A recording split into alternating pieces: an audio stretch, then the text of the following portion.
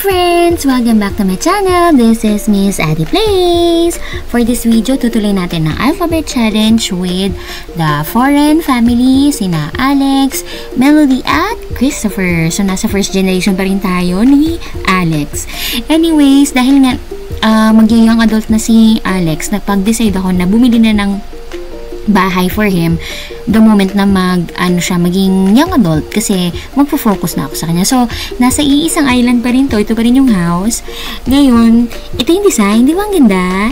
Not too modern but modern than the main house. So, sa island na to, tatlong bagay na yung pinaka-main establishment. May bahay sila, main house, yung farm nila, tsaka itong house ni Alex. Yun nga lang yun yung error na pinanghinayangan ko kasi sana pala gumawa ko na isang malaking lot kung saan nandun na yung tatlong establishment mismo. Ang nangyari sa isang island, tatlong different establishment, yun tuloy hindi automatic ng pag-aalaga nila ng animals, parang ganyan, or pag-access nila sa farm. So, ang pinaka main access lang talaga nila is itong bahay na to. Which is, okay naman din. Kaya lang yun nga, dahil nga no money code, or no cheat codes, or money cheat, kailangan ko bilhin yung farm ulit. At saka yung house na binili ko, or ginawa ko for Alex, or kinapi ko for Alex. So, yun lang. But anyways, ito si Alex, tuloy-tuloy pa rin siya sa pag-improve ng kanyang mga skills. Pinaka-focus ko kasi dito yung pagiging handy niya pagdating sa mga pag-ayos ng mga bagay at pag-upgrade ng mga appliances. Sana pala yung focus ko yung sa cooking kasi yun yung madalas na lang pwede talagang magamit eh. Pero yun na nga, at least dahil sirain yung mga gamit dito, at least magiging magaling si Alex. Kaya lang, worried lang ako kasi alam ko malapit na yung birthday niya eh. So, dahil malapit na nga yung birthday niya, magiging young adult na siya. So, hindi ko lang alam kung magkakasya yung time ko. Yung life ni Alex dito para ma-master niya yun. Kasi, isa sa pinaka-rule is that dapat makamaster ng skill.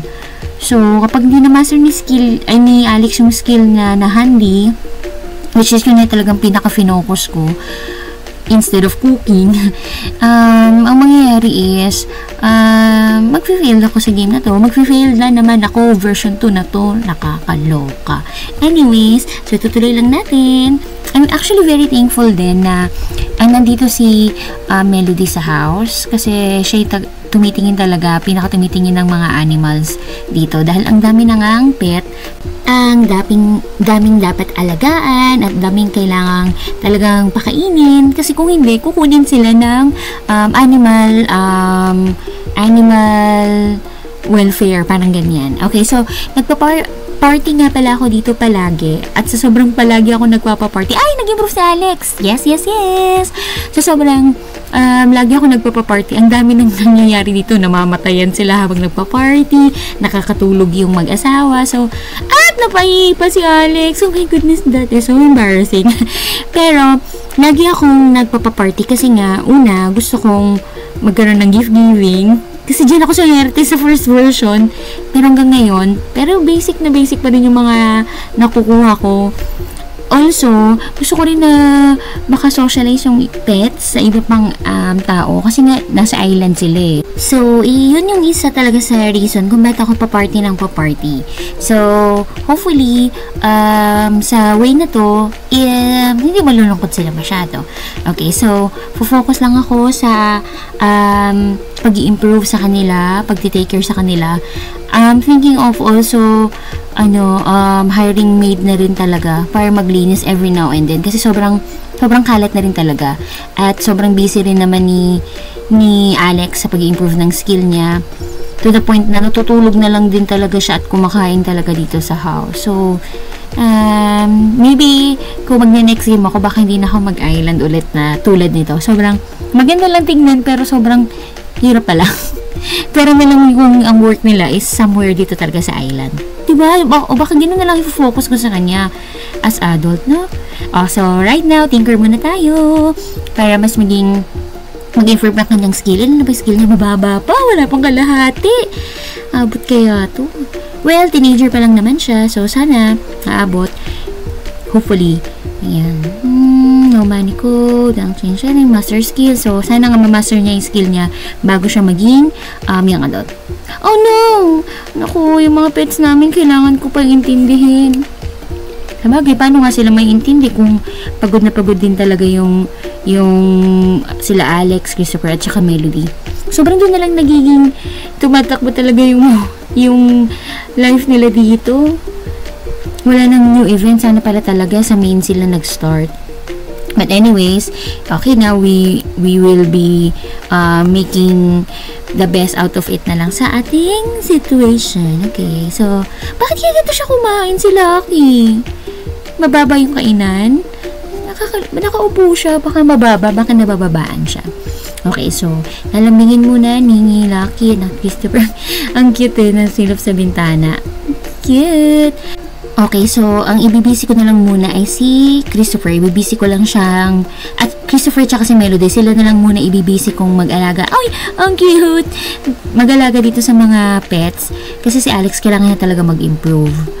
Kailangan ma-improve yung kanyang handy skill. Kung hindi, mag-failed ako sa first generation. Hindi tayo papayag. Lalaban tayo. Pangalawang version na to. Ayan. Isa rin pala to. Kaya gusto ko marami ring pet. Kasi kailangan meron din silang makasalumuha. Dito na natutulog si Melody sa baba. So, at least they have each other to like socialize with. Ganyan. Pero, yun nga. Kulang na kulang din talaga. Kumbaga, kulang na kulang din minsan ng manpower. Also, plano ko sanang ipasyal sila para lang ma-enjoy. Kasi, di ba, last time, kung naalala nyo, pinasyal ko sila para ma-relax man lang yung kanilang isipan. Hindi sila maging feeling alone, feeling lonely. Cute naman ang house na to. Cute, no? But, because it's the winter time dito, hindi ko siya magawang hindi ko siya magawang maipasyal. Oh no! Oh no! Birthday ni Alex. Wala yung magulang niya. Ano ba yan? Okay, so, what rate yan? Dinagdagan ko na handy. Baka makatulong kasi yon para mas mag-improve si Alex. Also, din you notice, nagkakaroon ng glitch dun sa damit. Biglang naging modern yung damit niya. Naging parang spacesuit. Pero, hindi ako hindi ako yung gumawa nun. Or hindi ako nag-assign nun. Kusa lang siya naging ganun. Anyway, ito na si Alex. Siya ay currently a young adult. At dahil young adult na siya ang magiging focus ko na instead of Christopher and Melody. Siya na talagang magiging focus ko. At hindi pa master ang skill niya. So, hindi ko alam kung anong mangyayari. Anyways, thank you so much for watching. Bye-bye!